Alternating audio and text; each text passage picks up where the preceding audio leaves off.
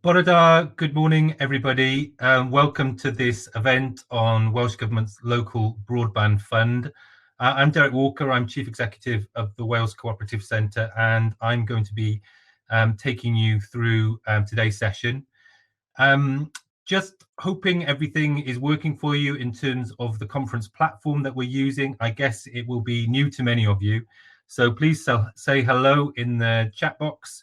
Let us know it's working for you well. If you have any technical questions, please contact my colleague Gemma Murphy in the private chat function, and she will get back to you as soon as she possibly can. The conference agenda is available to you. To save me going through the agenda, it's available to you on the top right hand corner next to the Remo logo. There's a sort of calendar looking symbol. If you click on the calendar symbol, you'll be able to see today's conference agenda. Great, well, welcome everybody. Thank you for joining us for today's event.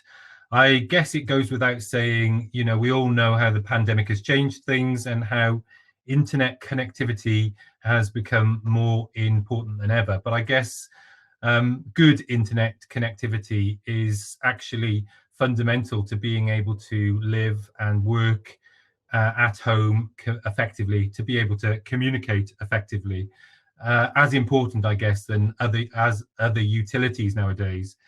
So, you know, these changes going on in society offer, you know, huge challenges. Of course they do, but they also offer big opportunities. And I guess one of the opportunities is it can help us perhaps to live where we want to live, and perhaps away from our place of work in more rural communities, if that's what we want to do.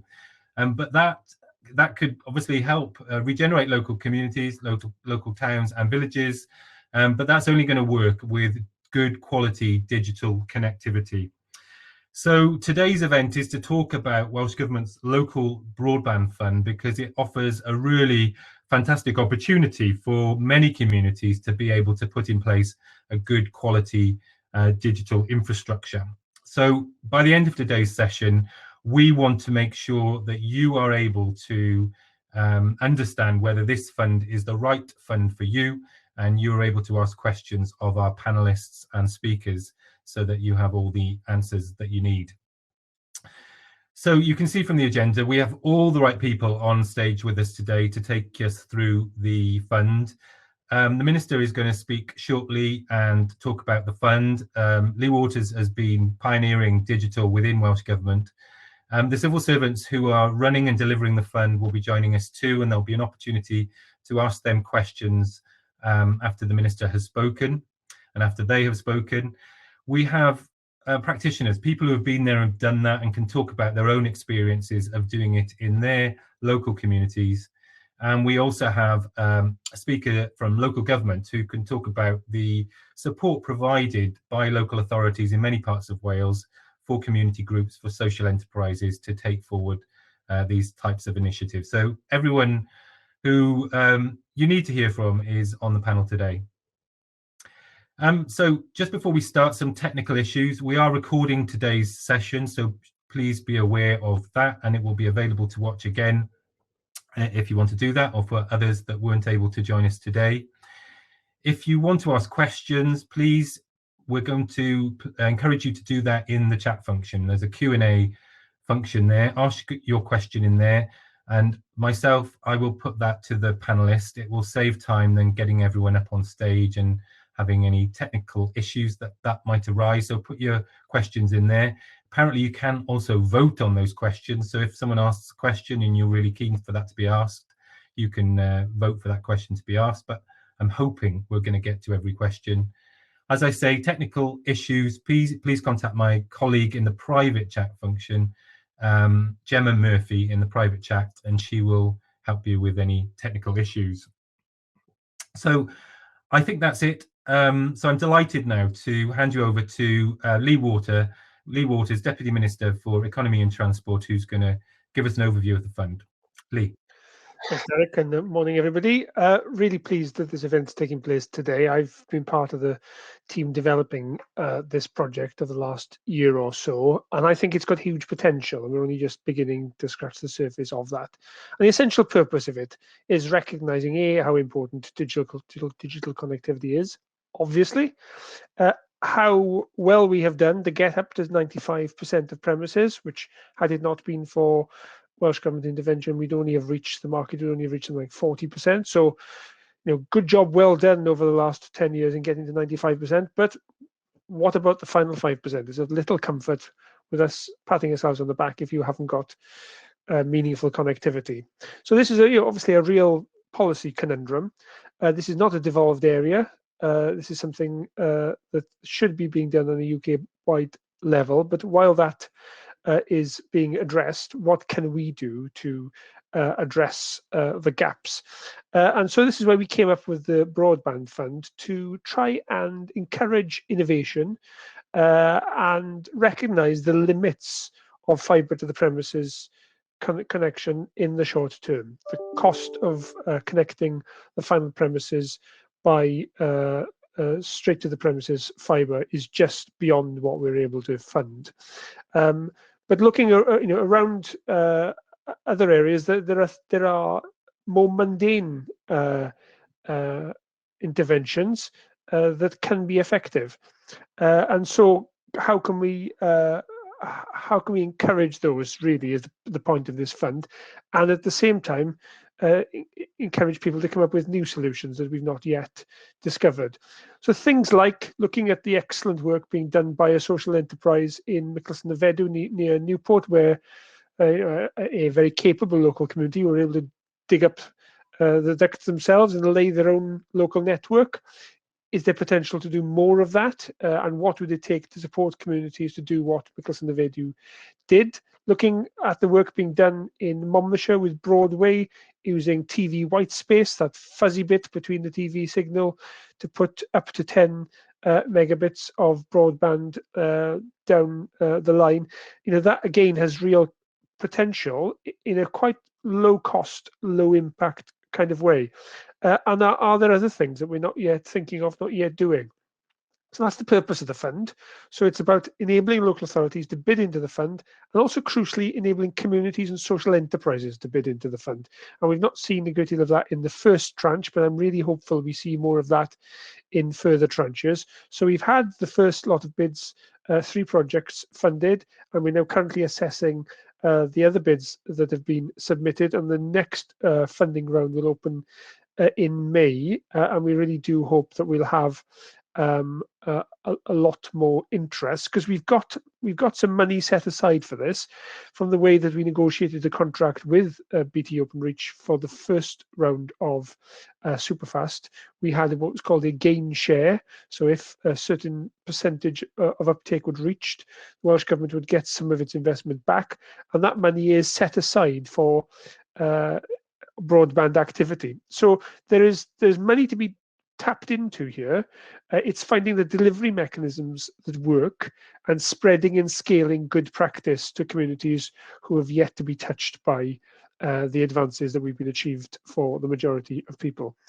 So it's a real opportunity, I think, for all of you to work together, to tap into the funding available and to bring benefit to your community. And the team here in the Welsh Government are really keen to work with you to see what we can do through partnership to really improve connectivity in all parts of Wales. So I'm really pleased the lineup has been put here this morning. All, as Derek said, all the right people, not necessarily in the right order, but such is life. But by the end of the morning, I think you'd have had a really good sense of what this purpose of this fund is and what potential it has.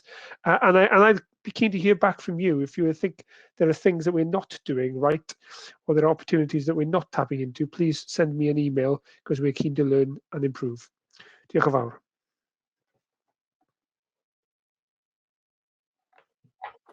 Thank you, Minister. Great introduction to the session. And yes, we will take you up on that and feedback on any things that come through during the session and other areas that people pick up in terms of support perhaps that they need, or questions that they might have. So thank you very much. If you turn your camera off now, Minister, you will disappear, and I'll welcome our next speaker, who is Vivian Collins from the digital infrastructure team, who are responsible for the Local Broadband Fund. And Viv is going to take us through an overview of the fund, and we'll then have some questions, a chance for questions before the break. So please put your questions in the Q&A for Viv and her colleague Peter to answer after Viv has spoken. So thank you, Viv, over to you. Thank you, Derek. If I can just share my presentation with you, hopefully this will work as it should.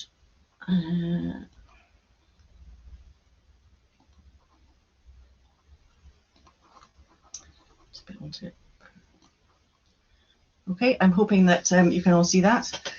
So first of all, I'd like to thank you all for attending this event today about our local broadband fund in Wales. The team here at Welsh Government are really excited at this opportunity to engage with the social enterprise sector, looking at plugging some of the broadband gaps at some particularly difficult to reach areas across Wales, where we know that suppliers are very unlikely to deploy networks commercially.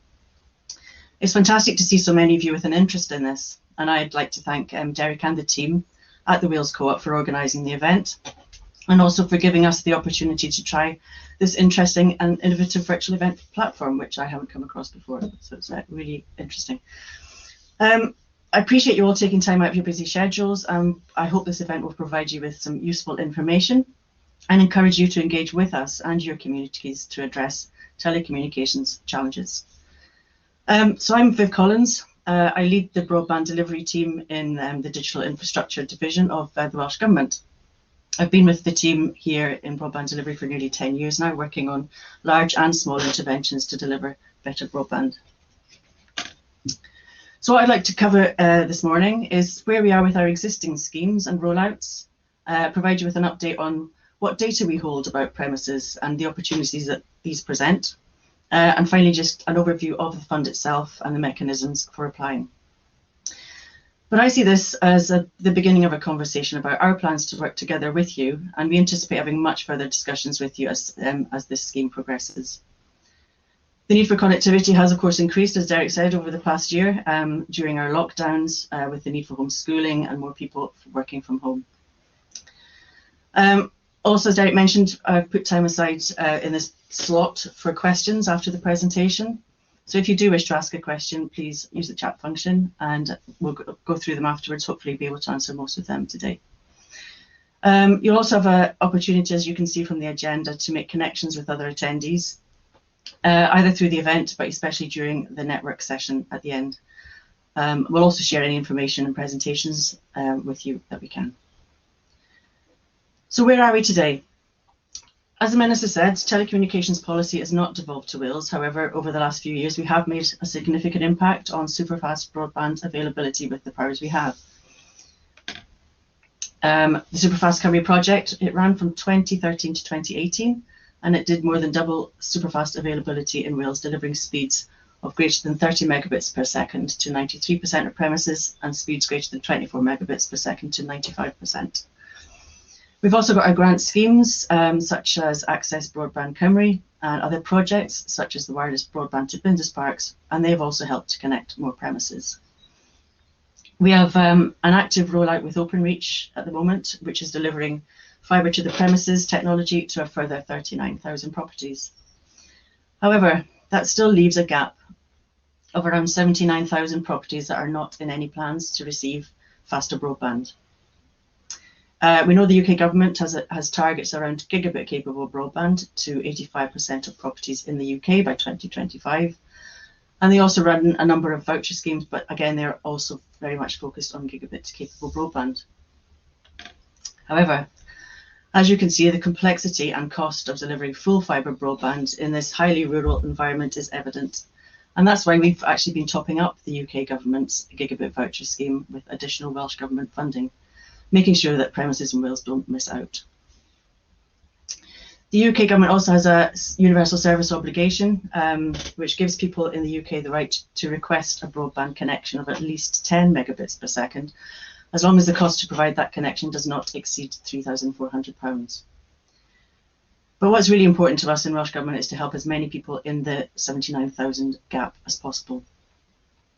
So I can move on to the data element. So to tell us where the telecommunications market has failed, we carry out periodic open market reviews and public consultations.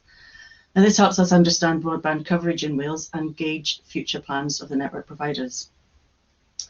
The first step in the open market review is to request information on current and future plans with suppliers. And this allows us to categorise premises. And these categories are, in general, either white, where there is no service above 30 megabits per second now, or planned in the next 3 years.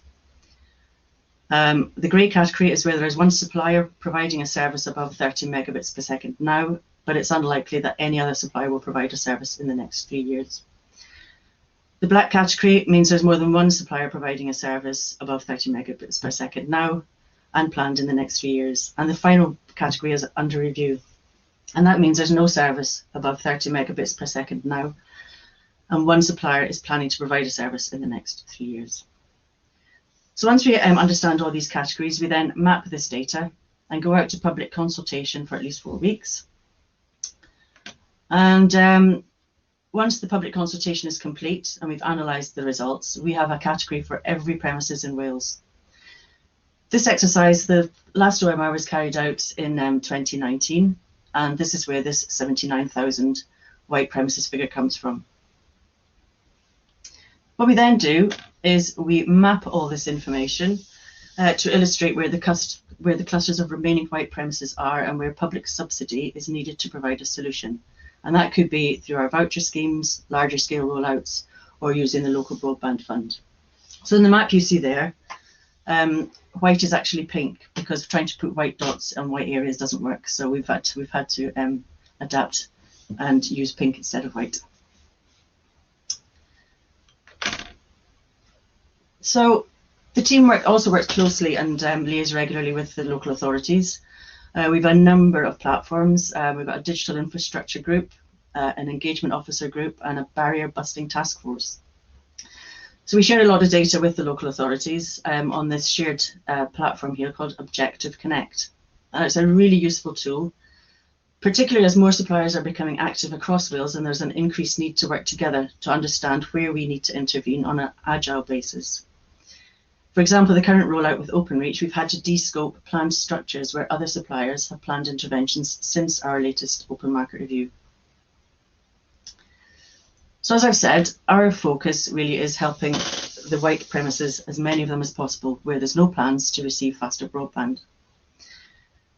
As I mentioned, the UK government has set targets to provide gigabit capable broadband to 85% of homes by 2025. However, it's really unclear when deployment in Wales will begin. Similarly, as previously mentioned, the universal service obligation is offering only speeds of 10 megabits per second, and the cost threshold is £3,400 per property.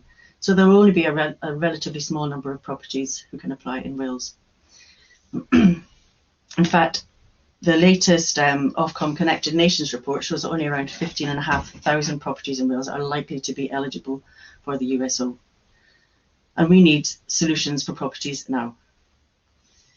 So with the UK focus already moving towards gigabit capable broadband, we want to make sure those who fall through the cracks of national rollout plans and the USO aren't left behind as others get even greater speeds.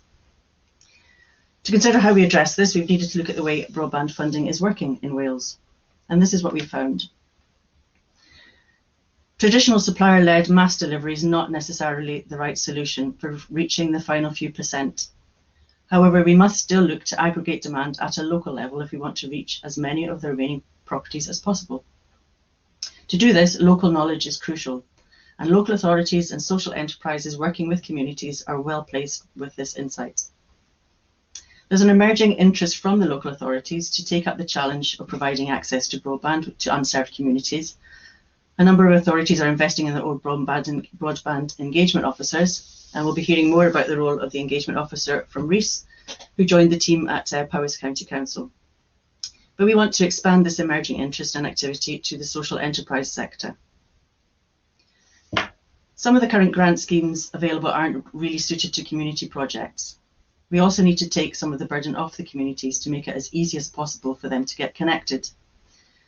Communities can struggle with the complexities of setting up and managing their own broadband schemes without the right expertise, and there's an element of hand-holding that is missing from the process. There's no one-size-fits-all technical solution. Multiple and innovative solutions need to be considered for these hardest to reach areas. So what we're doing.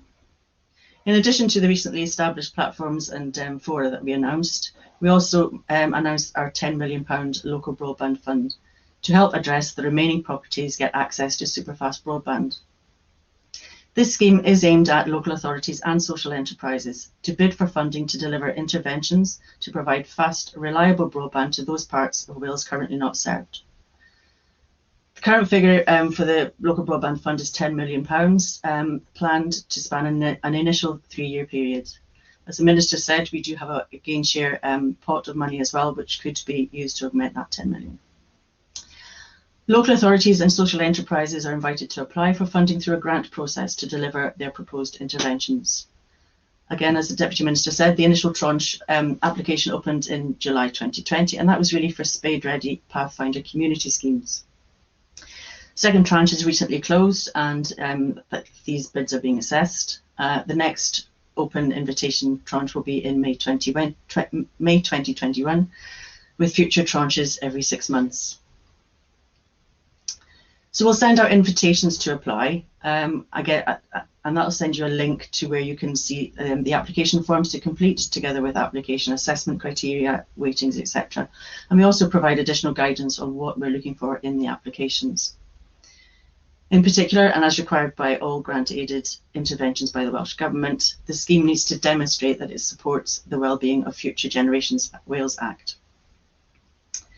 Other grant objectives are the delivery of fast, reliable broadband, obviously, but also interventions that support that delivery, interventions that support the Welsh Government's economic priorities for jobs and growth, and also interventions to improve quality of life, particularly those living in disadvantaged and in rural communities. Appraisal of the proposed interventions are undertaken by an assessment panel with pre-approved prioritisation and marking schemes. Proposed interventions will need to evidence value for money, and they will need to follow the required procurement processes. And we expect the schemes really to target the white properties to help us to reduce that 79,000 figure.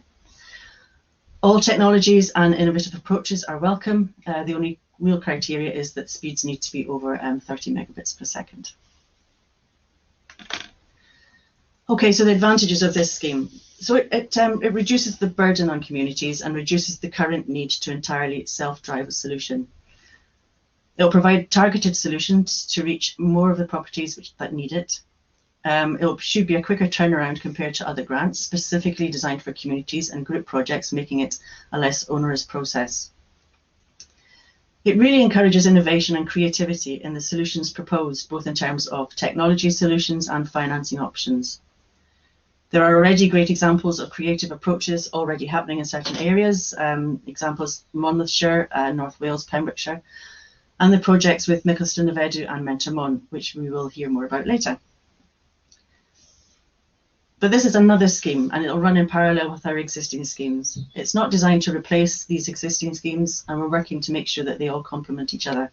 So we're continuing with the ABC scheme.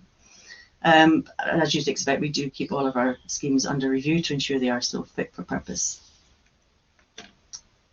So, as I said, ABC will continue to provide that safety net for premises that can't connect, but it's not designed for large numbers of premises because of its complexity. The UK Government schemes should really be considered for gigabit-capable group projects in the first instance, and for community projects providing 30 megabits per second plus connections to white premises that would otherwise be without fast, reliable broadband should consider the options under this Local Broadband Fund. What we're asking of you is to think about the opportunities that the scheme represents to drive the digital agenda within your communities, to use the data that we hold for those premises in need, talk to your communities and gather demand, work with suppliers, and we can put you in touch with suppliers to find the right technical solutions. But overall, to be ambitious and innovative in your bids. So just to summarise, before we move on to questions and answers. So overall, the picture of fast broadband coverage in Wales is a positive one, but there are still a number of properties that are in no plans for faster broadband. So we want to make sure that these properties are not left behind as the UK focus moves to gigabit capable connections. Between this funding scheme and the data that we hold, there is a real opportunity here to address some of these premises at a local level. We're more than happy to share our data on white premises with you to help you to target specific areas and to make the most of the funding available. I'd encourage you to work together across boundaries, come up with innovative projects to help connect those who may otherwise be left behind. So now the rest of the day we'll hear from the others involved in this space, and then there'll be followed by some time for networking. So I'd like to thank you for listening and thank you for attending, and I hope you find the rest of the event interesting and informative. Thank you.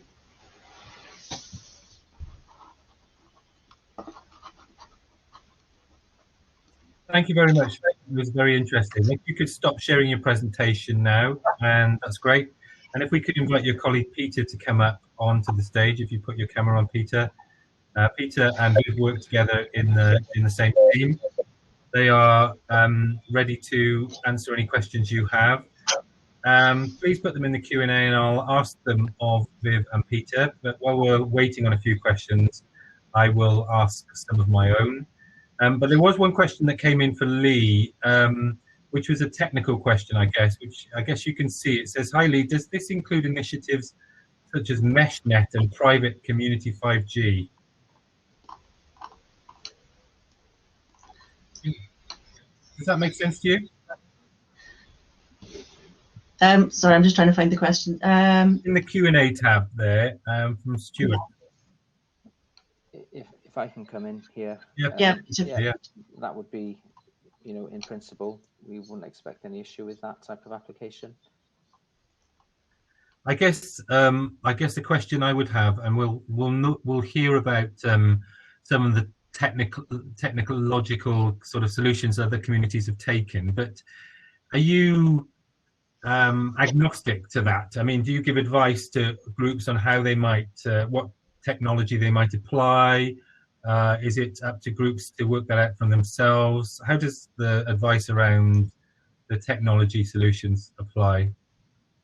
Okay, so we are technology neutral. We have no requirement for any particular technology. Really the only requirement is this solution to be above 30 megabits per second.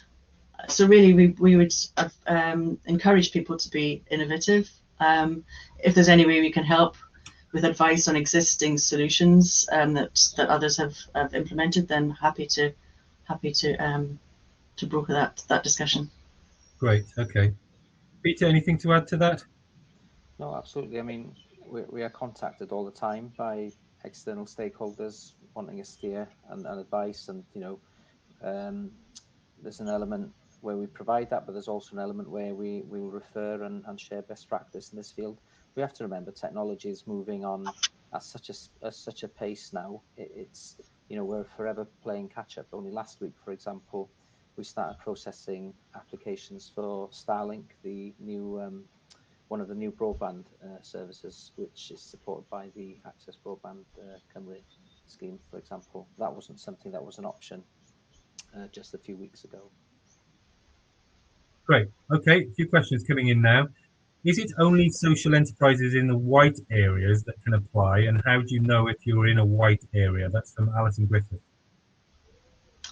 Okay, really we would be encouraging to try and fill the gaps with the white areas, but if there was a community that's still having difficulties, if they've got communications issues, then obviously we could consider that application.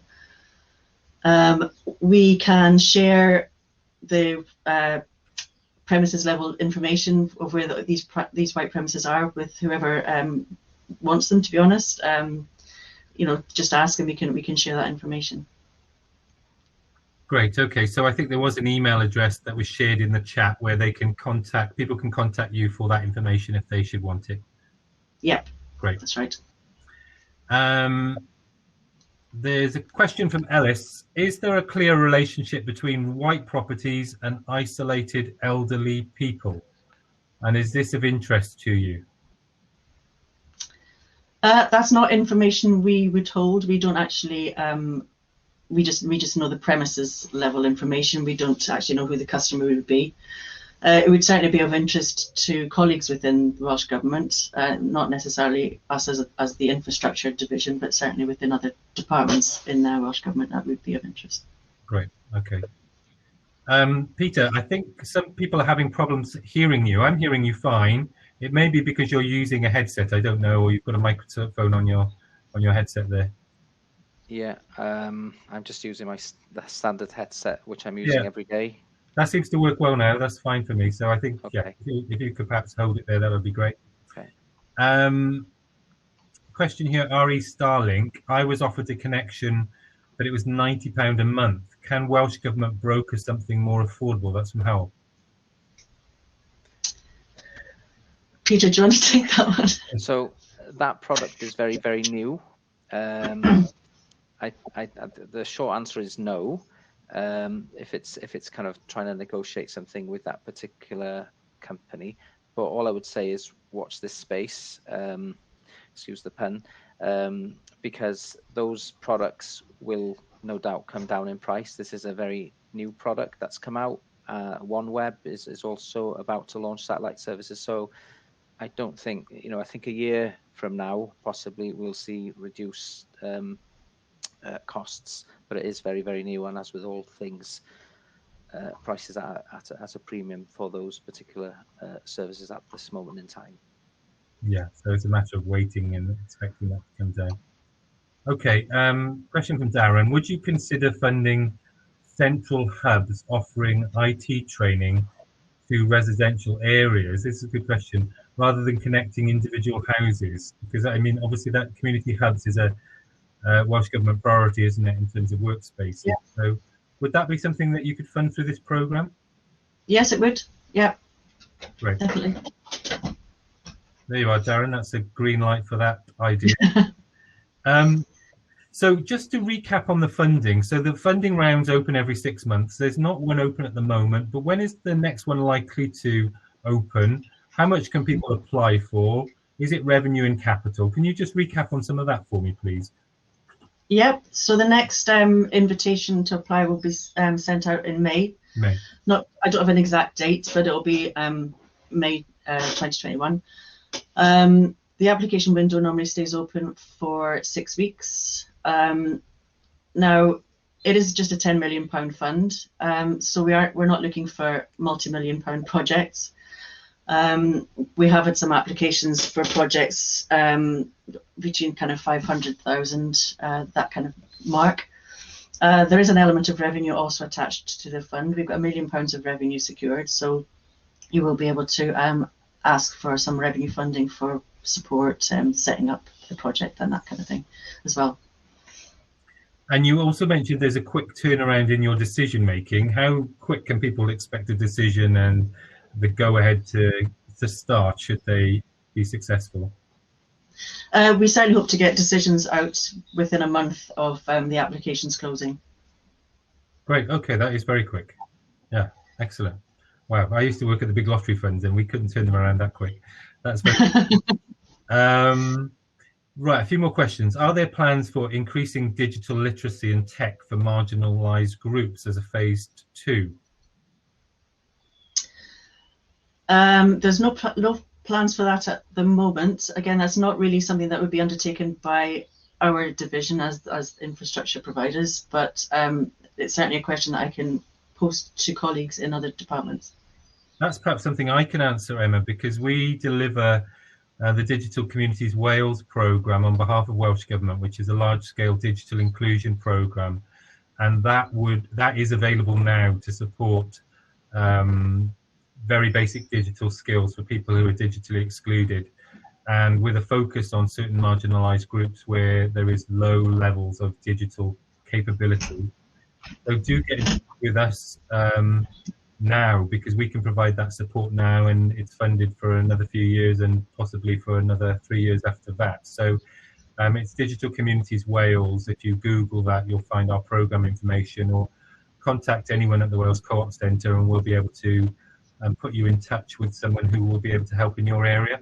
So there is a good amount of support already available through that programme. Patrick has asked, can the fund be used to top up funding under the RGC? What's the RGC?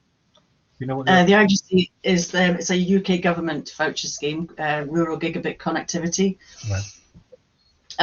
We're already topping up the UK voucher scheme, so it would really be topping up a top up, which is not really what the scheme is designed for.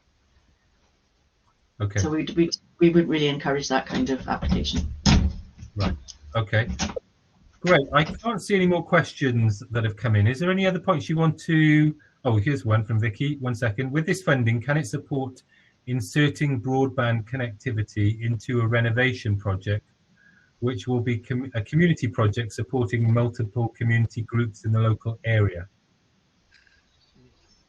Sounds like that would be an ideal candidate. Yes. Yep.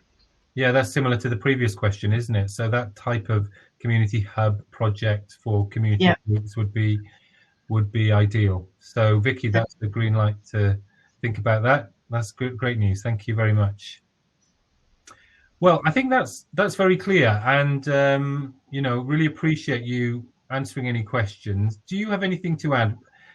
Before I ask you that, can I just put David on standby, because rather than go to a break just yet, which seems very early, I'll invite David up next to give his presentation, and then we can go to a networking break. But oh, hang on, one more question. If the top up for RGC isn't carried over to the new voucher scheme from April, can the fund then be used for top up? We're certainly hoping that we would continue a top up, a Welsh Government top up of the UK government scheme, but we're yet to have sight of what these funding levels will be through the voucher scheme. We are pestering DCMS on a daily basis to try and find out what the new voucher scheme is going to look like. So I can't really answer that one at the moment until we have a little bit more information coming out from DCMS on the future. Okay, so you need to see a bit more what UK governments have planned, yeah. Yeah. Okay, well, if that's everything, is that okay, Peter? Anything from you? Yeah, I was just going to add, if there was any applications, in addition to broadband connectivity, that an applicant wanted to put some Internet of Things, LoRaWAN, for example, then that could be considered as well in any application. Ah, great, that's interesting. Okay, so if people are looking at that kind of technology, they can apply. I guess, you're on hand to answer questions, aren't you? So as people are thinking about their ideas, I guess the best thing to do would be to contact you directly to ask you these questions at an early stage. Yeah. Yeah. Just to be clear, that's in addition to providing broadband. The fund is about providing broadband connectivity, but as a value add. It's not instead of. Yeah. Okay, got you. Sorry, I confused people then. It's an addition. Well, thank you very much, Vivian, for that presentation. That's very clear, and Peter for your contribution there. That's all the questions we have, but you're on hand for the rest of the session. When we do break the networking session, people will see on either side of the hall area, I guess the main area, there'll be an area which is called for the digital infrastructure team. So Viv and Peter will be in those rooms if you wanted to ask any more specific questions about your project. So you can move yourself by double clicking on that table and ask them questions in that space. Great. Thank you very much, Viv. Thank you very much, Peter. If you put your cameras off, you will disappear, and I will invite David Schofield up to come and give his presentation. David, are you there? And are you ready? Great, David. You're still on mute, so you just need to unmute yourself. There we go. Can you hear me okay now? We can hear you really well. So welcome. David is from the Michael Stynavedu scheme and area, and they're often talked about in this context of community broadband as being a pioneer, and has got lots of experience to share. So David, I'll hand over to you for your presentation. Thank you. Thank you, Derek, and thanks everyone for coming along and giving me the opportunity to talk about this today. MyFi is a very small community interest company. So it's currently serve around about 240 customers, with aspirations this year to reach another 160. I'll give you the death by PowerPoint, if you don't mind. I'll just share a screen with you to tell you our story.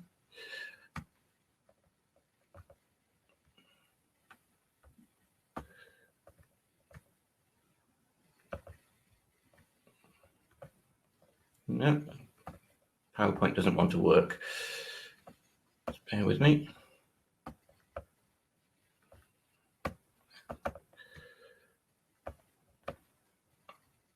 Okay, so we finally got there. So yeah, hopefully today I'm going to tell you about who we are, what we do, and how did we achieve it. And more importantly, what are our plans for the future?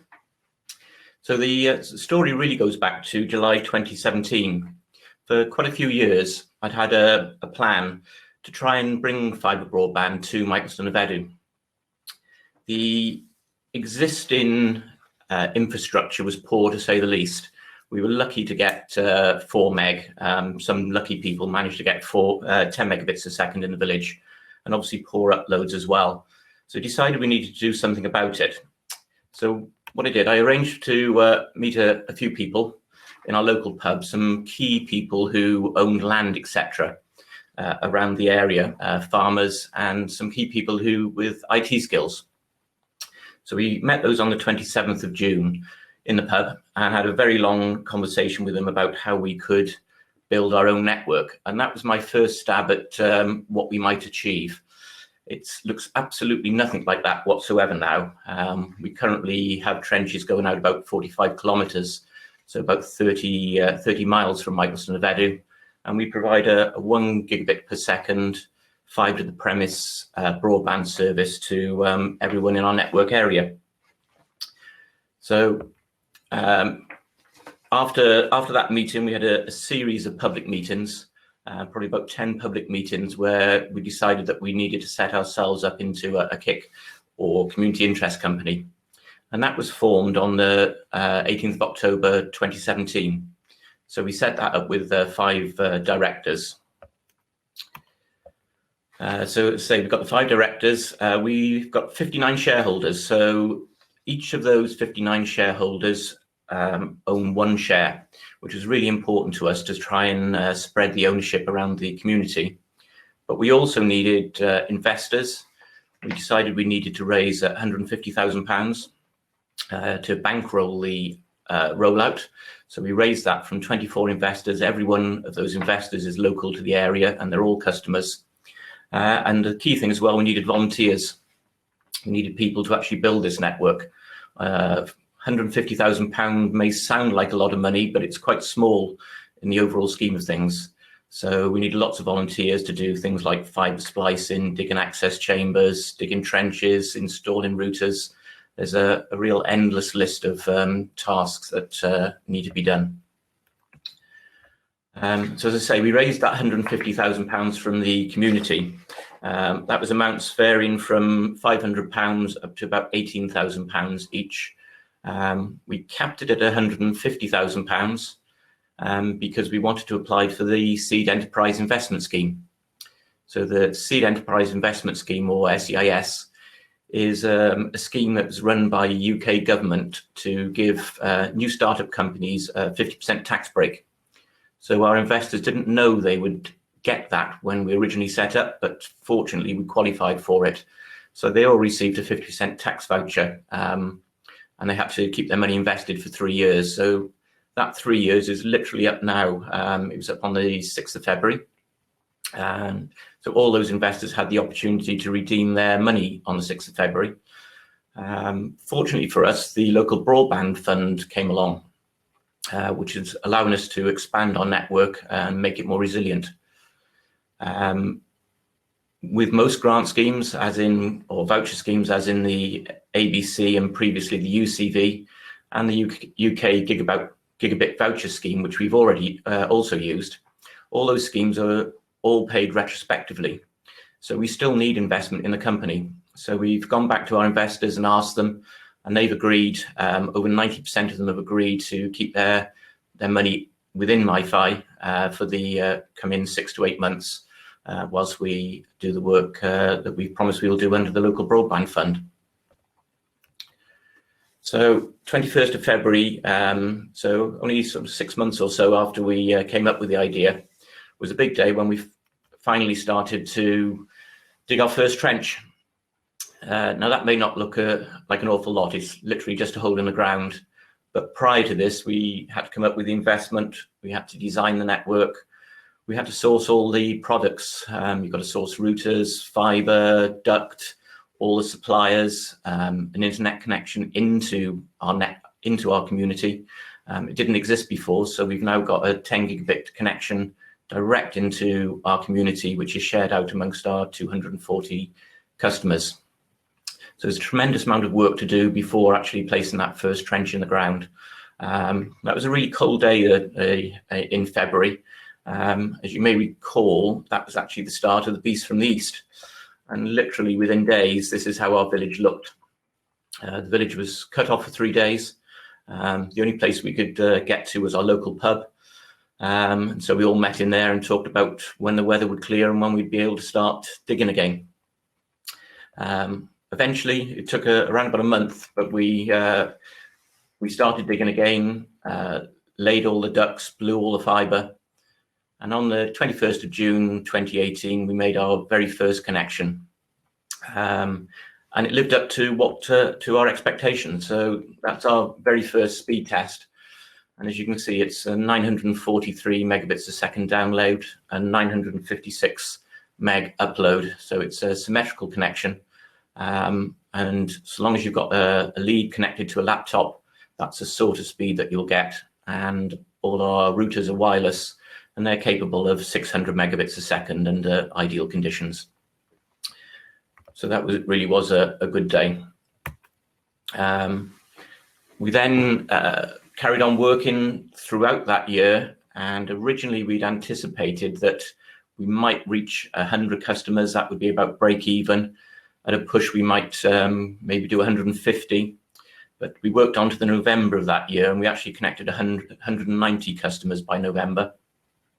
And that's around about 90% even more market penetration. So virtually everyone in our neighbourhood is connected via MiFi. And on the 21st of June 2019, we'd made some use of the Gigabit Voucher Scheme, the UK scheme, and that gave us our 200th connection, which was actually to connect a castle. That's through Perra Castle on the outskirts of Caerphilly, Cardiff and Newport. So that was our 200th connection. And that brings us to where we are today. So that's now our network plan. Most of that is actually installed, although there are some sections there going down to Coed Cernyw on the bottom right-hand side. That section takes us into what used to be called NGD. It's now called Vantage. It's the largest data center in Europe. So the Local Broadband Fund will finance us moving our equipment from what is basically a shipping container in Michelson of Edw. We'll get all of our equipment installed into Vantage, all brand new equipment and new fibre out of there to serve all our existing customers, and also about 80 new properties down in Basleg. So those properties in Basleg are a mixture of white properties and poorly served properties. So that's what the Local Broadband Fund are doing for us. Additionally, we're connecting around about 80 properties around Lower Machen this year as well, and that's provided that's funded. That's the final connections of the Rural Gigabit Connectivity Programme via DCMS. Sadly, that project is, or that fund is closing at the end of this month. So we've got our final application into that, so hopefully it will be approved.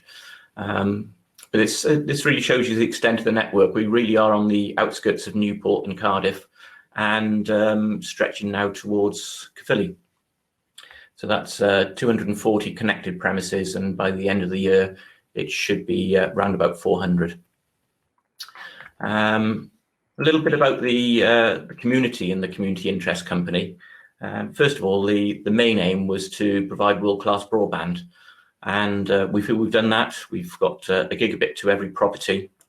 Fingers crossed, if we pull this, or when we pull this project off, we'll be able to provide 10 gigabits per second to all our users. That's costing them just £30 a month, so it's £25 per month plus VAT. We're not like a normal commercial organisation, so that was when we set up. We set it at £30. It's still £30, and we've got no incentive really to increase that fee. We'd only be increasing the costs for all our customers and ourselves.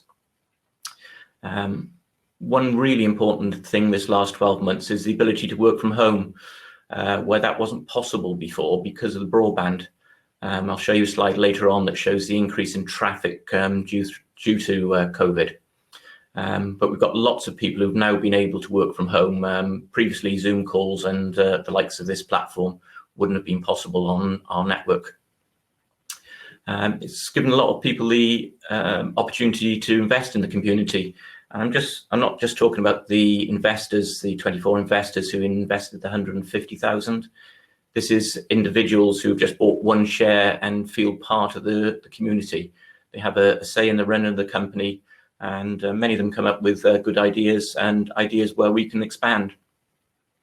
The next thing is the increase in community goodwill. It's been a really important thing for everyone, mainly including the volunteers.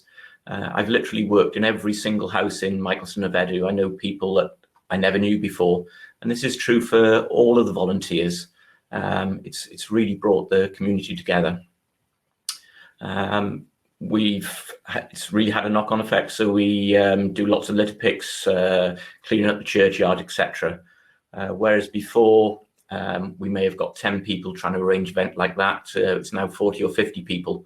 And we're looking forward now to being able to do the first events after COVID. And the other thing that's made a huge difference is that any profits that we make are either ploughed back into our company. We're obviously keeping funds within the company at the moment, but we also have funds available for projects. So there's a number of projects we've done already. We bought our church, or in the process of buying our church, a new lawnmower.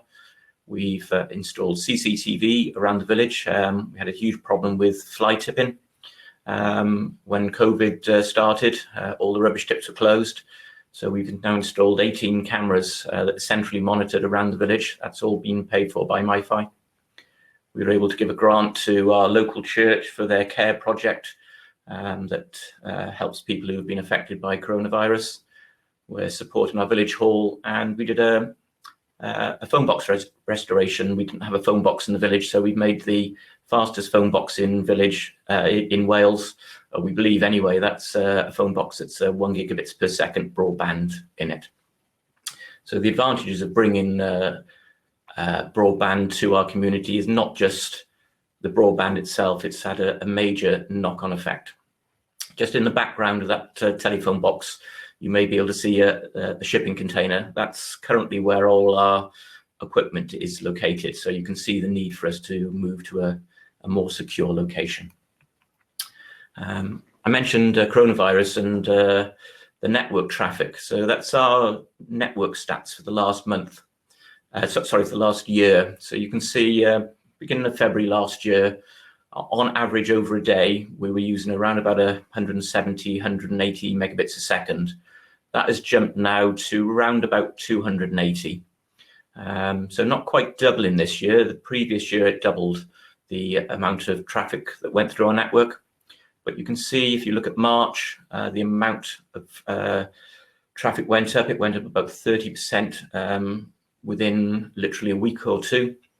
And also the bottom blue line is the upload traffic. So you can see how that's also increased over time. All predictions are that network traffic will continue to increase over time. Not sure whether it's going to go 100% a year, but it's certainly going to increase dramatically. So it shows how important it is to get the white premises connected and get them decent speeds. So a little bit about the Local Broadband Fund. It's early days for ourselves yet. It's been a really good application process as far as we're concerned. We found out about the scheme and downloaded the forms. The application process itself is really straightforward. It's just a case of filling in the forms. There's a lot of them, but it's a couple of days' work. Send the forms off. The assessment of the application went through nice and quickly. We had an online chat with the assessment team, and then the award of funding was made. That's probably 2 months ago now, so we've been busy since then completing the planning of the project.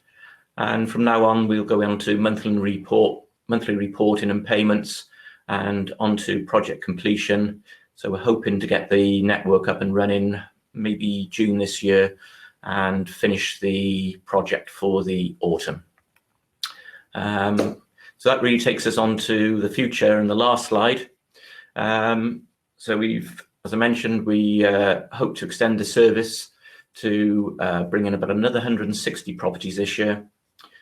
All our equipment will then go into Vantage data center in Newport, with all our customers being able to take a 10 gigabit service. We will in the future probably employ someone to carry out some of the work. We haven't done that yet, or everyone, including myself, is a volunteer. But it is a lot of work. It probably deserves a full-time post now, so we'll do that in the future. The upgrade to 10 gigabits per second, as soon as we go into NGD, into Vantage, that will be working. And then we've got the rolling program of router upgrades. Currently, our routers are capable of gigabit connections. They've got 4 gigabit ports on them. But that will be upgraded for all our customers, hopefully, to 10 gigabits a second for all of our customers over the next 12 to 18 months. So that really brings us to the end of my presentation. I don't know, hopefully, yeah, there we go. We're back now with Derek. Thank you, David. That was so interesting and impressive to hear about what you've done. And we're going to go for a break in a minute. And I know you're staying on so people can ask you questions, but can I just ask a few questions while I've got the floor? So you people have asked about the legal structure you set up, the KIC that you've set up, and the community share scheme that you've set up. I guess what I was going to make a comment on that, actually. You know, people need help with legal structures around social enterprise type legal structure models. We can help with that for free at the Wales Cooperative Centre. I mean, I'm sure David will answer any questions, but we are able to provide support on community share schemes and on New Start social enterprises. And just get in contact with the Wales COP Centre and we can talk you through your options if that's something that you wanted to consider. David, the question I was going to ask was, you've done this a few years ago. If you were doing this now, would you take the same approach in terms of the technology and the digging? Yes, I think so. It's definitely the right technology. There's no doubt that full fibre to the premises is the very best technical solution that's available. In a different place in Wales, maybe we'd go for a different solution. So Peter was mentioning Starlink. That's going to certainly be a good solution for some people. And wireless is certainly very good for some areas, but particularly in our area, fibre to the premise was achievable. So definitely we would make the same decision. Brilliant. Okay, well, rather than take your time now, we'll save questions to later on. Thank you very much, David. That was really fantastic presentation, really very interesting, and I think very helpful for people who are considering taking a similar path in their community. So I'm pleased to go straight away to our next speaker, who is David Griffiths from Menter Môn. David, can you join us on stage, please, just by turning your camera on and your mic on? Okay. Hello, David, how are you? Hello there. Not so bad itself? Yeah, not too bad. Thank you for joining us. We're really pleased, I know you've had a busy morning, that you were able to join us this morning to talk us through the work you're doing on the Sardis wireless broadband project that you're involved in. So over to you, David. Do you have a presentation? I do, so I'll try to share the link now and I'll...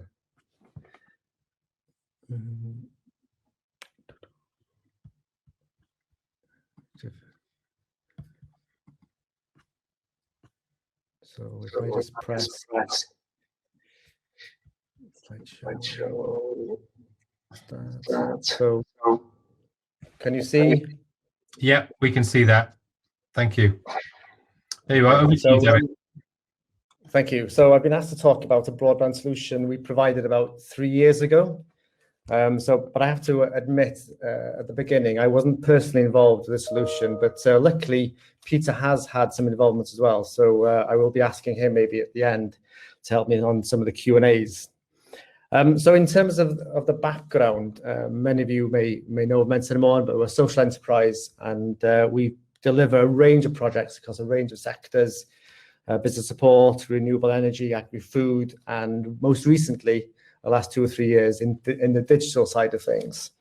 And one of our projects is Arloesi Gwynedd, which is Leader, and the whole point of Leader is to learn. It's a pilot to learn and to share best practice, and we've certainly applied that in terms of digital. So, for example, we set up the smart rural network. Now, the whole point of that is to ensure that we aren't left behind as a rural area, and we can match the smart cities. So there we're bringing people together, different organizations, to see how we can share best practice in terms of smart technology and LoRaWAN and IoT.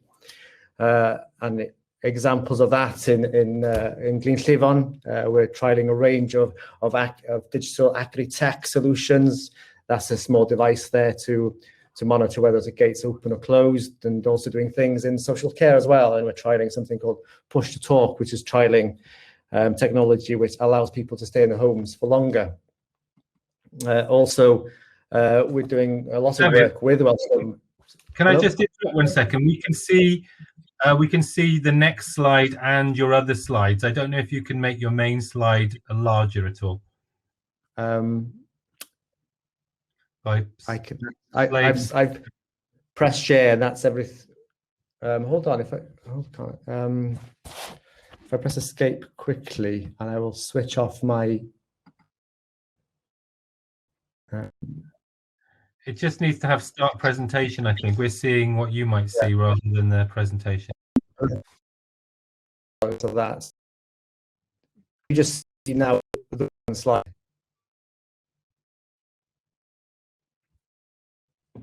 We're losing a bit of connectivity with you now, David.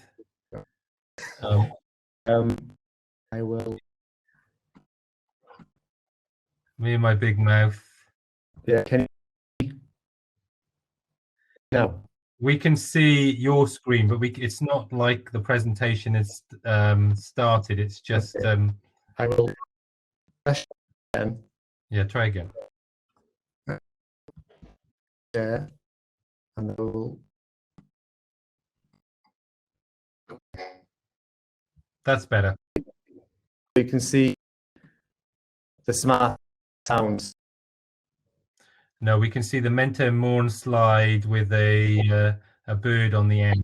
Yeah.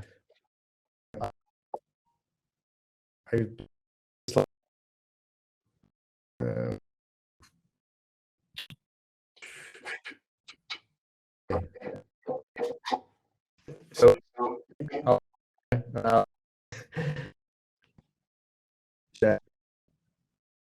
we'll try one more time. We're actually having trouble hearing you as well now, David. So we might have to come back to you, but let's try one more time.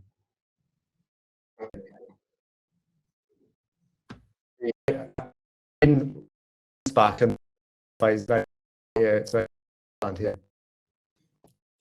What now? Derek, I just think what we'll do is we'll get the next speaker on, and I've got David's presentation, so I'll get David's presentation up, and that will probably help. And then David can just give me the cue to move the presentation on. So if we just get the next speaker up, and then we'll sort out David's presentation for after. Okay. Is that okay, Derek? Yeah, the internet connection with David is not good for me. Is it the same for you, Mike? Yeah, it's the same. So if we can get the next speaker up, Yeah. And then I'll sort out David's presentation because I've got a copy of it that Great. I can upload. So if we go to the speaker, yeah. Thank you, Mike. What we'll do then is move on to the next speaker until we can sort out David's presentation and connection issue, and then we'll come back to David because there's a great story to tell from Mentor Morn there. Neil, I hope you're ready to get up on the stage if you can, please. David, if I can ask you just to turn off your camera and you will disappear from the main stage, and if I can ask Neil to turn on his camera, Neil should appear. That's great. Hi, Neil. Hello there. Hi. Sorry to bring you on, but we're having a few problems with the connection there. It looks That's all right. No problems at all. It looks fine for you. So, Neil, I'll ask you to introduce yourself. Over to you. Okay, so my name's Neil, Neil Mansfield. I run two sort of photography and media businesses in rural Wales, really sort of concentrating on providing sort of video, film, photography support to businesses in Wales, Mid Wales, South Wales, and throughout the UK. Great. Well, over to you. Thank you, Neil, for joining us, and over to you for your presentation. Okay, so I'll try not to death by PowerPoint, but I do have a slide, a couple of slides, which I'll start now. So hopefully these will kick in.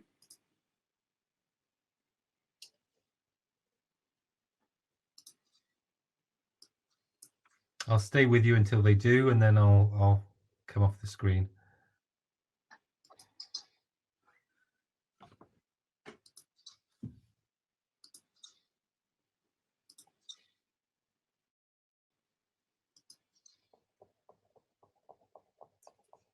There we go. Success.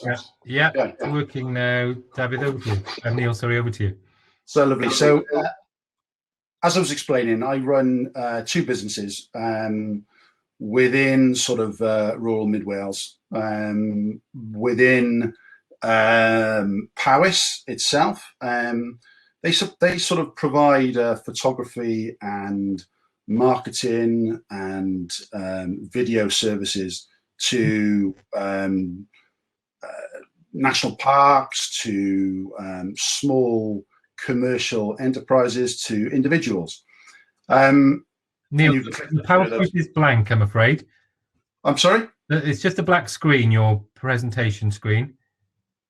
No good. That's better. We can see it now. Fine. We can see it now. If you just start the PowerPoint, we should be able to see it in full screen. Is that working? No, it's gone again now. It's just a blank screen. Oh, sorry. We can see that though, so I think if you just use it in that mode. So if I leave it on this, perhaps that might be perhaps a slightly better way. And if I just click through. Yeah, there you go. So yeah, as I was saying, so I run these two businesses in rural Mid Wales, and just to sort of provide some sort of context. This is where we actually live. This little area down the bottom here is the village. It's a little place called Sower. It's sort of west of Brecon. It is remote. We moved up from Cardiff about 5 years ago, just to sort of try and give our family some nice area to sort of bring our children up in. And we're loving it. It's fantastic.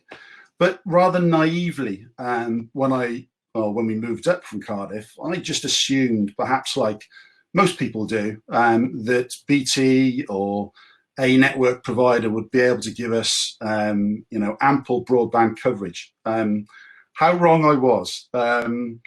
We were offered in the region of 0.3 in terms of download, which I think, as everyone is probably more than aware, it really isn't going to provide you any sort of a level of service. So running some businesses up here, it was really paramount for me to try and understand and set up some sort of a network connection. So I started looking at premises and solutions that would allow me to work still within Mid Wales. Subsequently, we found sort of a satellite broadband connection, which I'll come on to shortly. But in terms of running a photography business, there are some sort of quite unique requirements. So as much as everyone relies on sort of a download speed, from a photography perspective, to send and receiving of high-res files are important. So what I'm actually doing is uploading an awful lot of content. So quite different to a lot of users where people are, are just viewing content rather than worrying about uploading it. So that's quite a unique requirement within photography. As well as that, obviously the standard sort of video streaming, quite a resilient network. I'm a big music fan, so whilst I edit in the studio, I really do like to listen to music. So that was certainly a requirement. Then obviously come the additional family requirements, which are, my son is in school, so homeschooling, he does a little bit of gaming every now and then. So we needed to consider all of these. My wife works for the local council. And also we wanted to be able to stream films and, BBC iPlayer and such like. But I think the biggest requirement is considering that upload was as important as download for me. Anyway, as I was sort of referring to earlier on, I hunted around for a network provider that could give me some sort of network connection that exceeded 0.3, shall we say, that BT offered me. And the best solution at the time, we're talking about 5 years ago, was satellite broadband. Now, some of you may be sort of familiar with this sort of setup. You have a big sort of satellite dish that's put in the garden, and this huge then Ethernet cable that runs off the back of that to, a separate router in your house. Your garden, or our garden, ended looking a little bit like Goonhilly Down almost down in Cornwall, with this huge satellite receiver. Not particularly pretty, and the issue was the ping ratio, and there were limitations on the number of gigabytes that you were allowed to use in any particular given month. There were also issues around the speed. We perhaps got somewhere in the region of 15 down and not much more than perhaps 2 or 3 up. And the issue as well that we had was it seemed to be fairly popular around us.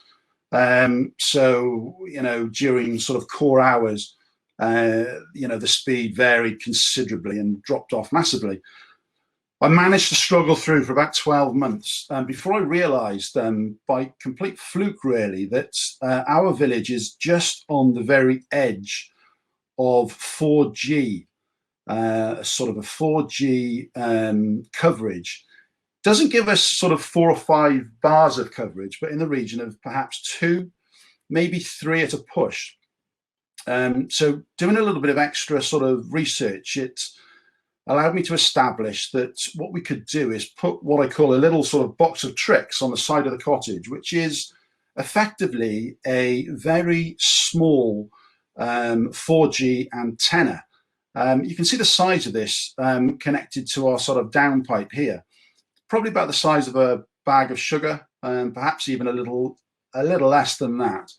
And inside that sits a 4G SIM card, and then I have got a little Ethernet cable that runs down the back of the drain pipe, comes in through the house, and is connected to a router, or I can directly connect into my laptop. But more often than not, it's bounced around the old cottage, so it is an old stone cottage, and provides us with a fairly substantial remote Wi-Fi connectivity. I'm currently getting, and it doesn't really compare to Michaelston and Fedu earlier on in terms of the 500 or 600, but I'm currently getting about 40 down and about 10 to 15 up, which, considering we are all obviously working at home, and a typical day now will probably involve a variety of these. I don't think I'll be playing Fortnite, but certainly my son does. We have a variety of devices connected, from iPads to phones.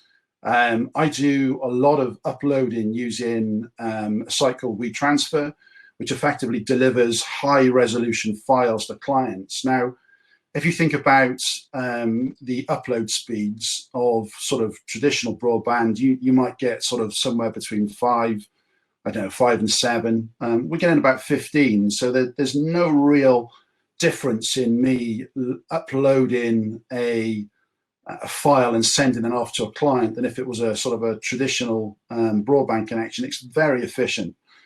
My son then obviously has been streaming school lessons. We have video calls, emails received and emails out. And as I referred to earlier on, I'm a big music fan. So we stream Sardis throughout the house. And whilst this is a typical day, I would imagine in the region of sort of, perhaps as many as 10 of those run simultaneously. There generally isn't any interruption of service. Pretty fluid.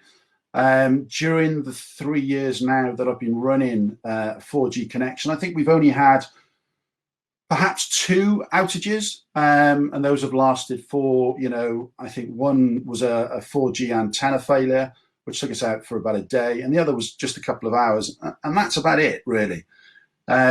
We're heavy users, so we stream films quite often in the evening, and as I said, I listen to music pretty much all day.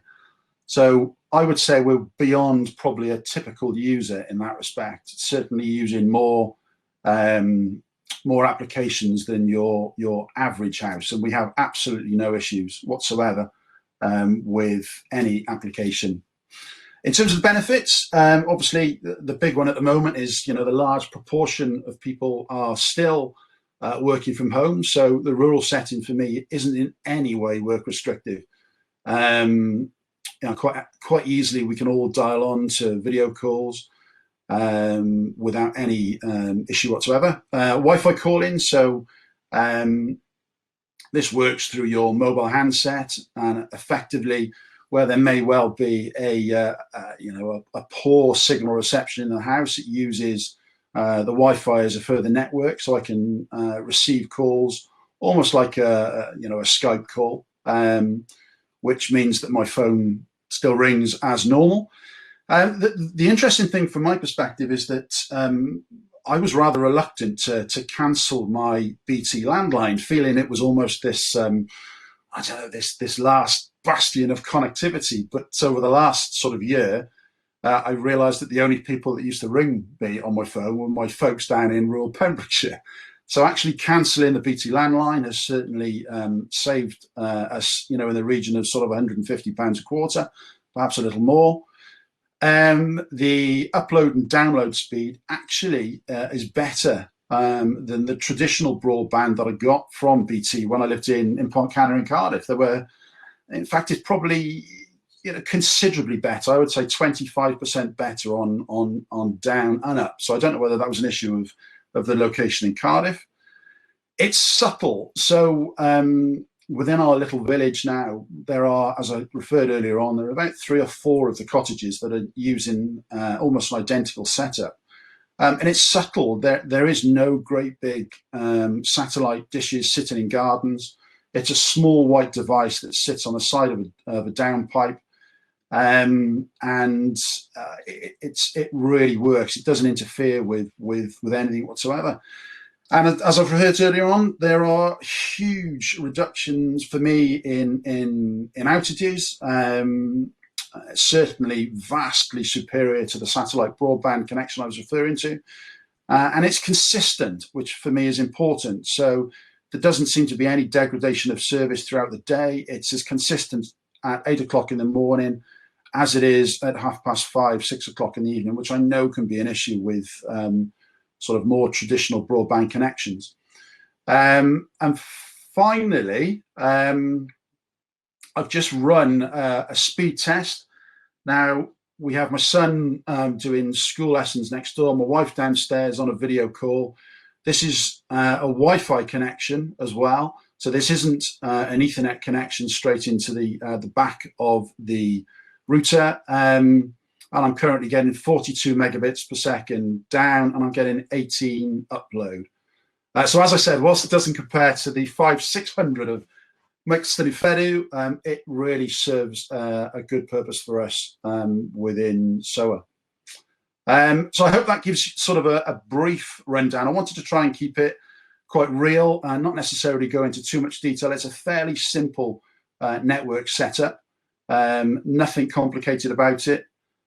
We've set this up, as I said, for 4 or 5 other cottages now. There is a range of ages within that, from sort of mid-40s up to sort of early 70s. So it's not a complex solution, and it certainly works for us here. Okay, I hope that sums it up, and happy to answer any quick questions. Great, thank you, Neil. That was really excellent, and I can see you're keeping it real. Can I just ask quickly? We're going to do questions at the end, Neil, but you're working with a few other households. Have you had to set up a company or a legal structure for that operation, or is it just a matter of individuals cooperating together? No, so it's just a matter of individuals cooperating together. The reason for that is quite simple.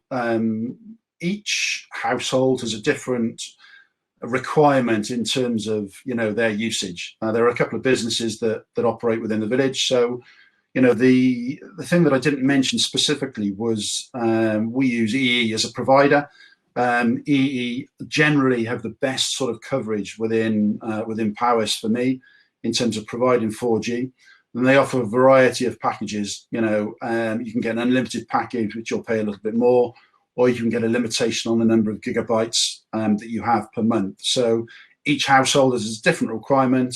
So we work individually, but almost collectively as a group. Yeah, brilliant. Okay, well, thank you, Neil. That was inspiring stuff. If you could click off your camera and then come and join us at the panel at the end of the session, and people will be able to ask you questions along with everyone else at the same time. But thank you very much, Neil. That was really excellent. We're now going to go to Rhys from Powys County Council. Rhys, are you there? Can you come and join us on stage, please? Hello. Hi, Rhys. Nice to see you. Thank you for having me. Really pleased that you could join us, and I think it's great news that we're able to let people know that, as well as the support from the Welsh Government's team, in many county councils across Wales, there are people like you that are able to help community groups get initiatives off the ground. So over to you, Rhys. Brilliant. Right, let's see if we can get over the first technical hurdle. Let's see if we can get a PowerPoint up and running. Let's have a look. Let's share my screen. Let's hope this works. Is that working? It's working perfectly. Thank you very much. Brilliant. Well, as said to Derek, thank you for having me today. My name's Rhys Simmons, and I'm the Community Broadband Officer for Powys County Council. I joined the council in November 2020, so I've been with the council now for just over 3 months. And here is a little bit on my role. So in essence, a large part of my role is to support individuals, businesses and communities in terms of improving their broadband. There are other things I do in the background, working with Welsh Assembly Government and the UK Government, applying for funding, working on a strategy and things like that are part of my background, part of my role. But for the most part, I'm outward facing and I'm there to assist people. So in my time with the council, since November, I've handled, I think it's 63 inquiries to date. And when I say handling inquiries, it's not inquiry comes through, answer the question, tick box, close, goodbye. All inquiries remain open, because for me, an inquiry should be closed when that person is satisfied or they've reached a connection, which is the ultimate goal in this. Powys itself as a county has some work to do. We have over 13,000 white premises in Powys, so lots of work to do, but I've been given a really blank canvas in joining the council, and I've had loads of support in terms of helping to improve broadband in Powys in general, and some really exciting things to come. I should say, because I've seen a few of them in the room, I have counterparts in similar roles in counties across Wales. So a lot of counties, I can't say all, but most counties have a similar version of me, not directly by the same title, but have the same goals and and support things such as mobile as well, and LoRaWAN. So there's lots going on out there at the moment.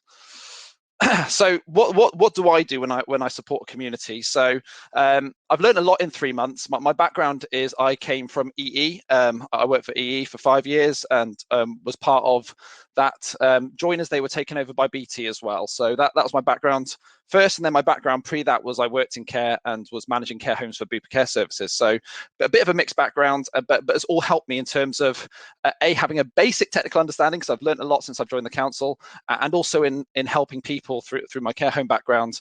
It's very rewarding to see people gain a connection or improve things. So the kind of things I do is I map the inquiries. So as I get inquiries come through, I map them, because I think that's really important in making sure that we understand where our hotspots are. So that's kind of my initial kind of stage, is, you know, help the inquiry, the person inquiring, and then to help them to get them mapped, and then maybe if we've got a project starting up, can we get them involved?